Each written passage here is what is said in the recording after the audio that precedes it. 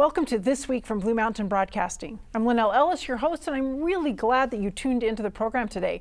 I'm going to be talking with Brian Berry. He's the Executive Director for the Walla Walla Senior Center. And I know you will be interested in what he has to share about this very important organization here in our community. And also, I have some valuable station news to share with you and a highlight of a very favorite program here on Blue Mountain Television. So stay tuned to the end of the program for that as well. But let's begin now with our devotional thought. Who is this man? Can you guess from this picture who it could possibly be? No, it's not a scientist, not a famous theologian. Who could it be? Well, it's John W. Nordstrom. He was a Swedish immigrant, and he founded the store Nordstrom in 1901. Now, what about these three men? Who are they? Who are these three? They are the Nordstrom brothers along with their father. So it's Peter on the left and Eric on the right, and their father, Bruce Nordstrom. Now, since this picture was taken fairly recently, Bruce Nordstrom has passed away, and now Peter and Eric are responsible for that department store. Well, you know that stories abound of the "and then some" mindset that prevails at the clothing store Nordstrom. For example, an executive from a national retailer needed a suit for a business trip. Since his wife constantly bubbled about Nordstrom, he ventured a trip to the upscale retailer. He invested in a couple of suits, one on sale, which meant he couldn't get the same day alterations. The tailored suit, however, was promised to him for the following day. And on his way to the airport in Seattle, he stopped into Nordstrom to pick up the suit. To the executive's dismay, it was still on the tailor's to-do list. Now, that evening, when he was checking into his Dallas hotel, he received a package upon arrival. Yep, it was from Nordstrom. 3 expensive silk ties that he never ordered were draped over his tailored suits, all compliments of one of America's greatest and then some stores. Tucked in the suit pocket was a hanky of apology from the salesperson who had called the executive's home to learn his travel itinerary from one of his daughters. And stories like this one abound in the Nordstrom world. The bottom line is that Nordstrom has scored a gold mine by empowering employees to not just do their job, but to do what is required and then some. It is a corporate culture that challenges all employees to exceed expectations. Now, can you think of a story in the book of Genesis, I'm giving you a clue here, where someone did more than what was expected of them, and it changed their life dramatically, took their life in an entirely different direction? Somebody in the book of Genesis who did something unexpected, beyond what was expected of them. Well, let's go to Genesis chapter 24 and read part of this story. It's the story of Rebekah. Starting with verse 2. One day Abraham said to his oldest servant, the man in charge of his household, "Take an oath by putting your hand under my thigh. Swear by the Lord, the God of heaven and earth, that you will not allow my son to marry one of these local Canaanite women. Go instead to my homeland, to my relatives, and find a wife there for my son Isaac." The servant asked, "But what if I can't find a young woman who is willing to travel so far from home? Should I then take Isaac there to live among your relatives in the land you came from?" "No," Abraham responded. "Be careful never to take my son there. For the Lord, the God of heaven, who took me from my father's house and my native land, solemnly promised to give this land to my descendants.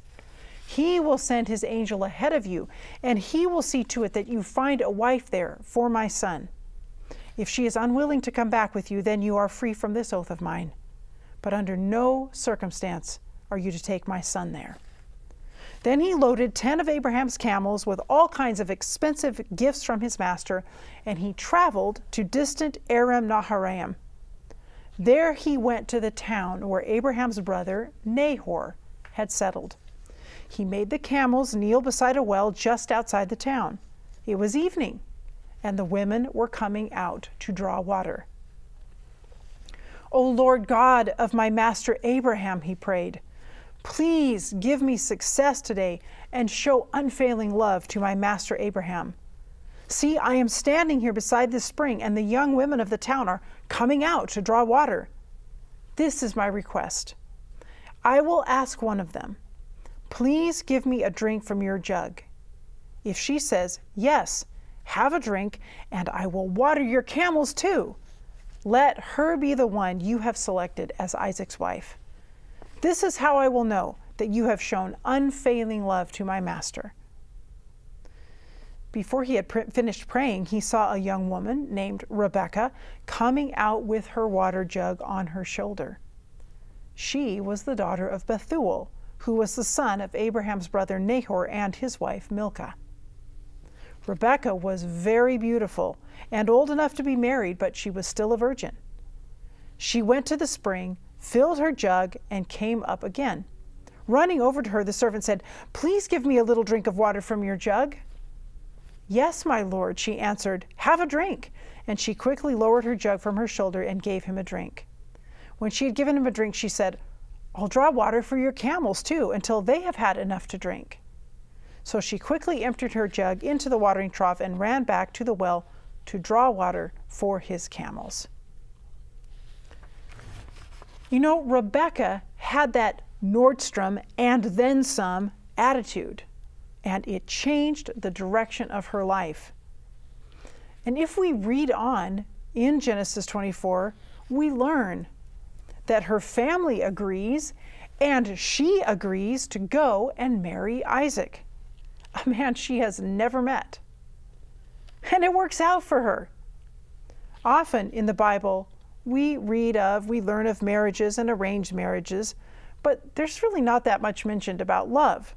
Not so with this story. Let's read the end of the story together, starting with verse 59. So they said goodbye to Rebekah and sent her away with Abraham's servant and his men. The woman who had been Rebekah's childhood nurse went along with her.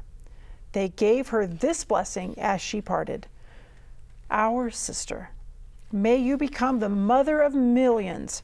May your descendants be strong and conquer the cities of their enemies." Then Rebekah and her servant girls mounted the camels and followed the man.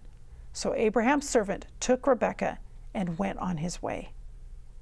Meanwhile, Isaac, whose home was in the Negev, had returned from Beer-lahai-roi. One evening, as he was walking and meditating in the fields, he looked up and saw the camels coming. When Rebekah looked up and saw Isaac, she quickly dismounted from her camel. "Who is that man walking through the fields to meet us?" she asked the servant. And he replied, "It is my master." So Rebekah covered her face with her veil. Then the servant told Isaac everything he had done.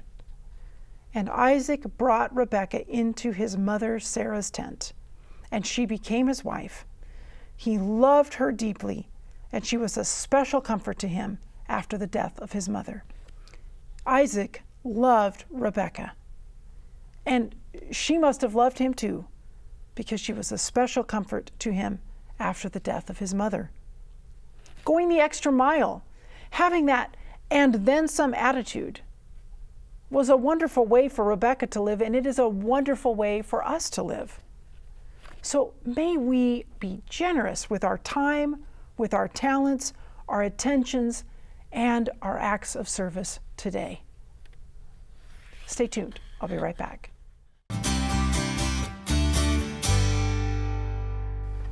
Welcome back. Joining me now is Brian Barry, who's Executive Director for the Walla Walla Senior Center. And Brian, it's great to have you here on the program. Thank you for having me here. I can't wait to learn more about it. I know just a tiny bit because a friend or two of mine have actually gone and participated at the Walla Walla Senior Center in the past. But what is it? Where is it? The Senior Center is over on the edge of Jefferson Park, so our address is 720 Sprague Street, and we're in a building that is owned by the city, but the city actually built it for our purposes back in the 70s. So we've been there for quite a while. And our mission is to empower older adults to live healthy and happy lives. Specifically, we work hard to combat social isolation and hunger in seniors. Yeah. That is such a fantastic mission, and we have a lot of seniors in our valley, in our community. Yeah. Perhaps more than some communities. So we really care about those people. We really want things to be going well for them. So I know part of fulfilling that mission then is having some meals available for people. How does that work? Yeah, so we have congregate dining. So we have a big dining room that sits up to 150 people that can come into our building and eat Monday through Thursday from 11:30 to 1 o'clock. That is, if you're 60 and up, it's free. You just fill out a very quick form, and that program is intended to help with the social isolation, and we're really happy to see now we're averaging about 120 people a day, and that was after being closed for almost 2 years for the pandemic. Yes. So it's really great to see that many people coming in. We also have a Meals on Wheels program. And that program delivers Monday through Thursday to people's homes. And we currently are at 215 households that get Meals on Wheels, which is really... That is a lot of households every day. It's a lot. And it takes 80 volunteers. Yes. And we have 12 different routes. And it's quite the program. But it's really great that we're able to go to people's homes every day, visit, check on them, make sure that they're doing okay. And it's just a lovely program that we really enjoy operating. I hear volunteer opportunity right yes, there. We're always 80 volunteers looking for volunteers. Every day. Yes. Well, it's not every day. We cycle volunteers through Sure. so we don't have burnout, but we need about 80 total active to be running it. Yeah. That's amazing. Okay, so you mentioned that some of this is funded through the government. How else does this get covered? So it's through donations and through fundraising are the primarily other ways that it's funded.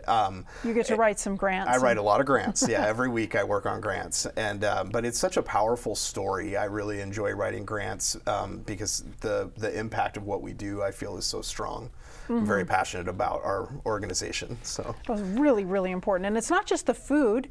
We already mentioned socialization a little, but there's a lot more. What else is happening? We have an adult day center that we operate as well that also is open Monday through Thursday from 9 to 3 o'clock. And it's for anyone who has any age that has disabilities. It's primarily seniors right now, but we are open to any adult, so 18 and up. But it can be a physical limitation, it can be mental, it can be emotional, and it's a way for us to be able to help support individuals that come in and that we can have in our center every day, but it also really helps families. Families, you know, one of our primary goals is to keep people living at home as long as they can, and the families are able to have a much needed break where they can drop their loved ones off, know that they're safe with us. We have the person that runs the program is a social worker by training, and then we have every day we have different activities, and then we have an RN that comes in and works with us as well, and it's just a great program. And right now we have about 20 participants that come in every day into that as well. It's a great opportunity for them too to not just be sitting quietly at home, maybe while everybody else goes off to work or something. Absolutely, yeah. And it's a lot of fun, and it's one of my favorite parts of the building to go into on a daily basis and visit with everybody. It's a really tight-knit group of people that are really welcoming to anyone new who's interested in coming, which is really great. What else should I be finding out about that happens at the Well, center? one of the things is we operate in multiple locations that a lot of people don't know. And so the nutrition program, which is the Congregate Dining and Meals on Wheels, operates in Clarkston, Dayton, Pomeroy, and Burbank as well, which I think is really an important thing to mention because our center is in 4 different counties, and most people think that we're just in Walla Walla. And you're responsible for all of those. I am, yes. It's a big job. Yeah, it is. It's really great, though, and a lot of it can be managed by the phone, and then, you know, and it's really fun to go visit the sites and be able to meet new people as well. Yeah. So I'm sure it's just great for you, again, to be having these events and the daycare, what is the real name for it? Day center. Day center. Yeah. The day center and the meals and all of that after some really isolating times we've been through. Yeah. Yeah, so. And we're finding that we're having a lot of people coming in. I mean, it's just booming. Dining is booming. It's more so than before the pandemic. And I think it's because people were really stuck at home during really important years of their lives. And now they're really eager to come back out, and we're really happy to have them. So it's just a lot of fun. And I encourage anyone that's interested in coming, come down, take a look, come meet us. I would happily personally give you a tour around the building, and it's great. So. Yeah, and I think you have another sort of hidden thing that happens there where you can help people out with emergency so we call buttons. We call it our voice care program, but it's the emergency button that you wear, and it's cell phone based, so you don't need to have it connected to Wi-Fi in your home. It's $45 a month, but it really gives you that reassurance that if you fall down, you're able to push the button or have any sort of medical emergency, and that we will come to your home, we will install it for you, train you up on it, and then we even get notices every day if like your battery's low. We'll call and remind you need to charge it, and it's a really great program to have, just especially for seniors that live alone, because you just never know if you're going to need help and not be able to reach a phone. Yes, and that brings us really back around to one of your primary reasons for existing, helping people stay in their home. Yes, and that is a primary goal of ours, and not that we can also help identify when it's time to not stay at home anymore, but it's just a really nice, and people really want to stay at home as long as they can, and if we're able to help, we want to. Yeah. And one of the biggest challenges for people is just, how can I get a really great, good, hot meal at least once a day? And that's happening. At lunch every day, and it's always hot. And then on Thursdays, we do soup every Thursday with a salad bar as well, which is really nice. Really great. So how can people become involved? Because we've mentioned volunteers. There might be some who are watching right now who are like, hey, that's what I'd like to do. Yeah, so all they have to do is either swing by or call us, and then we can get them set up with a volunteer application if they're interested in volunteering. And every year we have employment opportunities come up as well. Currently, we don't have any open positions, but I encourage people to keep a lookout. But there will be at some point. Yeah, there always is. And we run a commercial kitchen, so anyone who has experience and wants to volunteer in the kitchen as well, that is always very helpful. So you don't have to necessarily be a driver to volunteer. Yeah, someone needs to make all the food every day. Yes, and it's a lot of meals. They're putting out over, at our location alone, over 500 meals a day. So it's a lot. That's incredible. I'm sure anyone in the restaurant or catering business right now is going, aha. Yeah, it's a lot. Yeah, it's a lot. And how can people help? We mentioned also donations. How can they? Yeah, so they can, donations are always gladly accepted, and you can donate directly from our website. You can mail in a check, or come by and we can run a credit card. But like donations, it really helps with us being able to keep operating at the same level that we are. And so we're always happily taking donations, and you can identify what program you want it to go towards as well. Okay. So so that your donation is going directly to providing meals, or if it's going directly to the Adult Day Center, you're able to identify that, and then we will make sure that that's where it goes. But and donations and community support is why we're still here after over 50 years of operating. So yes, yeah, really important organization here in our valley. Well, Brian, I want to thank you for taking a few minutes to talk with us about it. Oh, I'm happy to do so. I love learning about great things that are happening in our community. Yeah, well, thank you for having me. I really appreciate it. And stay tuned. I'll be right back.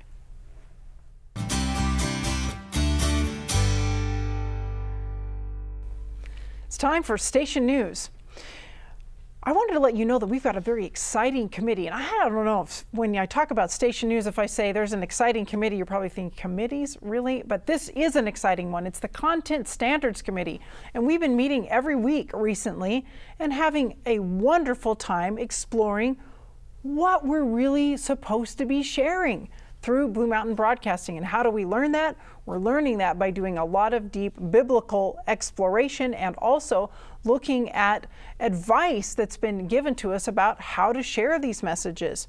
And so we are really digging in deep, laying the foundation for how we can have the best content standards for Blue Mountain Broadcasting possible, so that we can share the very most exciting and best programs with you that will draw you toward Jesus, that will connect you with Him. And we're really having a good spiritual time doing that, as well as a profitable time developing some things on paper. A lot of it we've already been doing at this organization for a long time, but we're going to have some things on paper that will be really helpful and really important. So your prayers on behalf of this little group of 5 people that are working together to develop these content standards would be greatly appreciated. Also, I have to let you know that things are happening at the Walla Walla facility where we have now moved. Not all the equipment is moved, but all the people are. And we've been adding volunteers, and so we're able to have our regular hours and be open from 9 a.m. to 4 p.m. Monday through Thursday, and welcome you to come to the Walla Walla facility and see the operations of Blue Mountain Broadcasting there. There's a lot to be done at that facility still. We have a large studio area that's just kind of on hold while we do the work of trying to get the last equipment over from our other facility at Sunbridge to the new one. And there's some expense to that, as you know. So we're doing all that we can with the funds that we have so far. Every time money comes in for that move, we're using it to be able to move everything over that we can. But we actually do need quite a large amount of donations still to get everything moved over. So if you would like to mark a gift, especially for the move to the Walla Walla facility, that would be fantastic. I will let you know that our engineer is working on some things called microwave links, and that has nothing to do with cooking your food, but it does have to do with getting the signal from all of the locations that we need to, from Walla Walla University, from the Village Church, to our transmitters, and to the building there at Walla Walla. So we have to be able to get those signals back and forth everywhere that they need to be. So that's something that's going on right now. And I want to highlight a program for you. This is a kind of newer favorite on Blue Mountain Television, and that is the show, you'll be familiar with it, Conversations, hosted by John Bradshaw. And he's the interviewer, and he's having conversations with all kinds of different people about their walk with God, their spiritual journey, their growing in their relationship with Jesus and toward God's kingdom. And so these are just fascinating conversations. Some of the people who are interviewed on the show, maybe you've heard of them for one reason or another, and lots of others are just regular people like me, like you. Nobody's necessarily heard of them, but they are special friends of God and on a journey with Him. And so I'd invite you, if you haven't been tuning in to see Conversations, you really ought to. It's a great show. You can watch it on Tuesdays at 10 p.m. on Blue Mountain Television, or Fridays at 7 p.m., or Saturday mornings at 10 a.m. That Friday 7 p.m. time slot's a pretty popular one for this show. And the other time slots are good too. So I invite you to pick one of those times and tune in and take a look at this really engaging and interesting show, Conversations with John Bradshaw, brought to us through the It Is Written organization. And we are so grateful for the programming that they share with us here at Blue Mountain Broadcasting Association. So once again, I want to thank you for tuning into the show today. Thank you for your prayers on behalf of this ministry, for letting other people know about it, for stopping by to see us at the Walla Walla facility, and for your gifts that help make it happen. Couldn't do it without your wonderful gifts. Thank you for those. And I will see you next time.